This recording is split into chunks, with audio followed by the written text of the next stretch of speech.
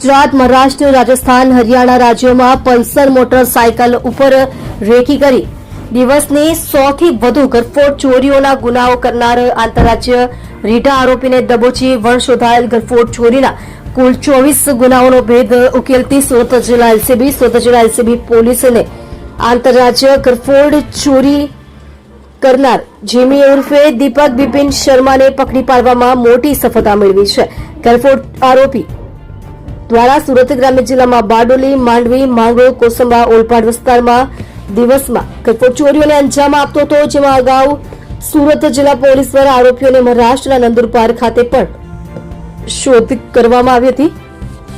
અને આરોપી પકડાયો ન હતો, જેમાં સુરત જિલ્લા એલસીબીને મળેલી પાકી બાતમીના આધારે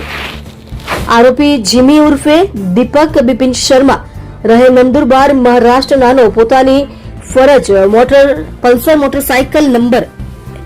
HR 36AV1129 લઈ જોખા વાવ રોડ ઉપરથી સુરત શહેર તરફ જનાર છે, જેને કાળા કલરનું હેલ્મેટ પહેરેલ છે અને ખભે મોટી બેગ લટકાવેલ છે. જે હકીકતના આધારે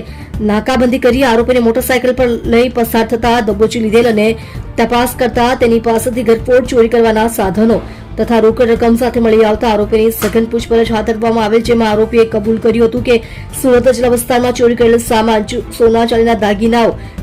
દિલ્હી તથા ગોવા ખાતે વેચાણ કરી મળેલ રોકડ રકમ ખાવા પીવા તથા ફરવામાં ખર્ચ કરી નાખેલ હોવાનું જણાવેલ, જેથી આરોપીને નામદાર કોર્ટમાંથી રિમાન્ડ મેળવી જિલ્લા એલસીબી તથા બારડોલી પોલીસની ટીમ